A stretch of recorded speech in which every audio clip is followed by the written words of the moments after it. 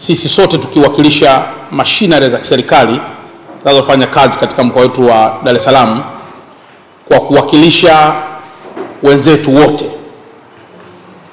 tumeona tuitane siku hii ya leo kama sehemu ya kawaida ya mkuu wa mkoa pamoja na vyombo vyake kuzungumza na Watanzania na hasa wana Dar es Salaam kuhusu maandalizi ya uchaguzi katika mkoa wetu kwa ujumla wake. Mnafahamu kwa dhati kwamba tarehe 29 ya mwezi wa 10 2025 ni siku ambayo taifa la Tanzania litakuwa na uchaguzi wa kuchagua kiongozi kwa maana rais, wa bunge na madiwani, jambo ambalo ni la kawaida kwa kila baada ya miaka mitano. Katika mkoa wetu wa Dar es Salaam tuna wapiga kura wengi zaidi ya milioni 4 ambao tunaamini kabisa kwamba tarehe 29 ya mwezi wa 10 wote watajitokeza ili kuweza kutumia haki hiyo ya katiba kuchagua viongozi wanaowataka. Mimi pamoja na wenzangu tumeona toke mbele yenu na mbele ya Watanzania na hasa wa Dar es Salaam kuwaeleza ya kuwa mkoa wetu upo salama sana. Mpaka muda huu maandalizi ya uchaguzi katika vituo vyote, vituo vya kupigia kura, maandalizi yake yamekamilika. Majina ya wapiga kura yamebandikwa katika vituo vyote, na nitoe rai kwa wale wote ambao walijiandikisha katika vituo hivyo kwenda kusoma majina yao yaliyobandikwa katika vituo mama walivyojiandikisha, pamoja na vile vituo ambako watakwenda kupigia kura.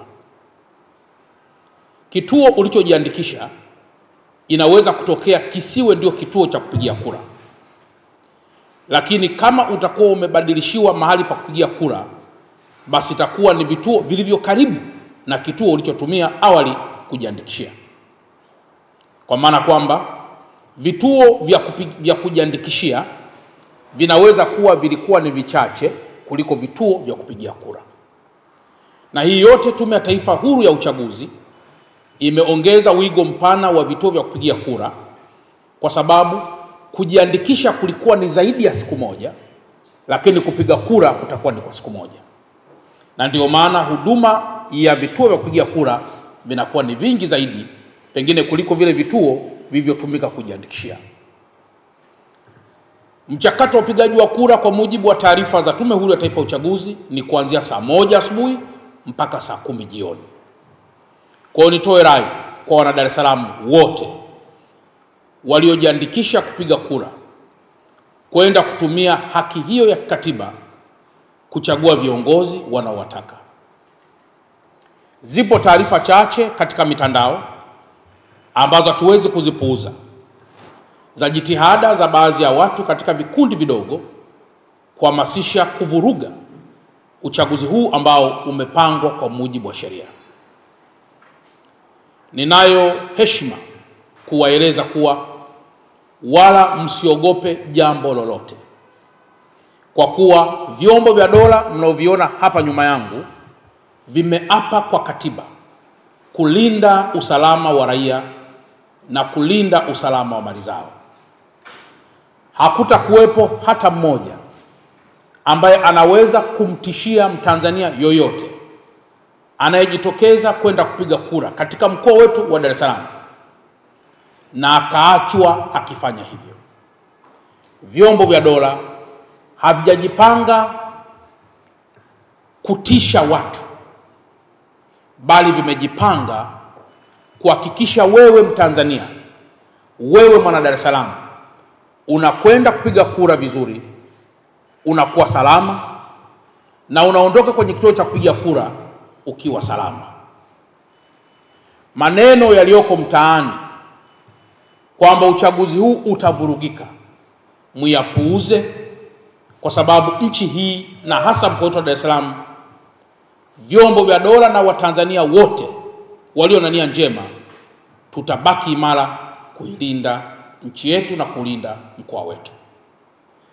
Kwa mantiki hiyo, yafuatayo ni maelekezo kwa wenzetu wote katika mkoa wetu. Namba 1, wenye viti wa serikali za mitaa kwa kusaidiana uongozi wa mitaa yao kwa kushirikiana na sungusungu ama katika ulinzi shirikishi wafanye hivyo katika kulinda miundombinu ya TANESCO, ya DAWASA, ya barabara, ya TANROADS, ya TARURA pamoja na maeneo mengine yote pale ambapo patahitajika kufanya hivyo.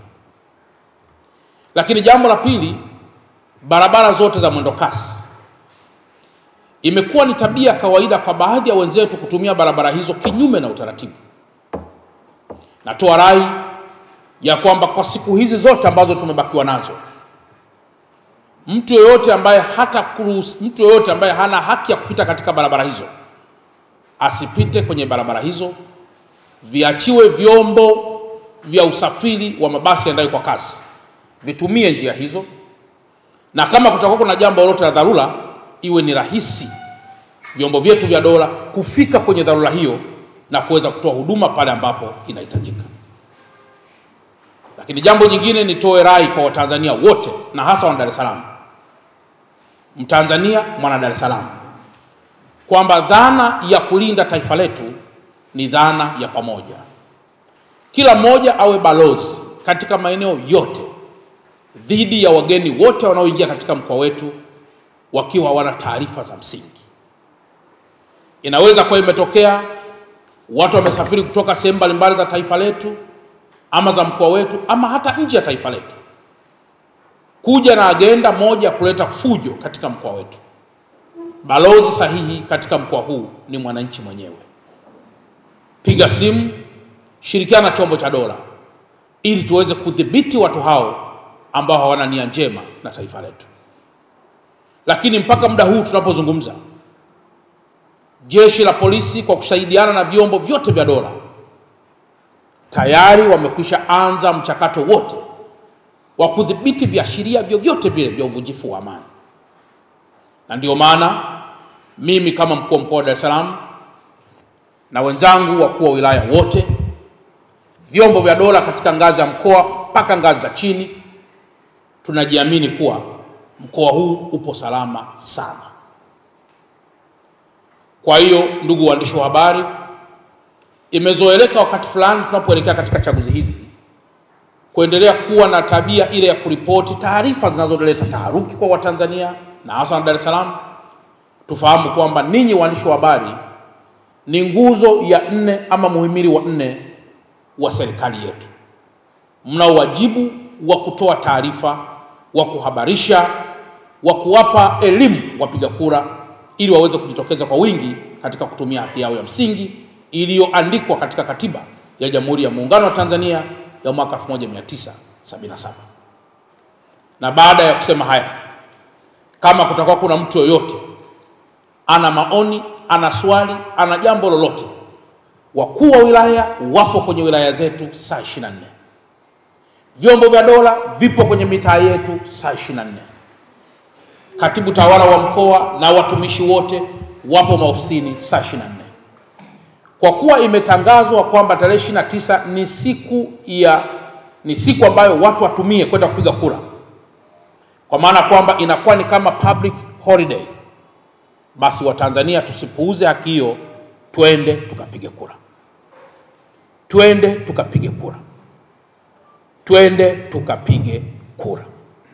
Na tukishapiga kura zetu, tusubiri matokeo ya kura tuliyoipiga ambayo yatatangazwa na Tume Huru ya Taifa ya Uchaguzi kuhusu washindi walioshinda katika mchakato huo.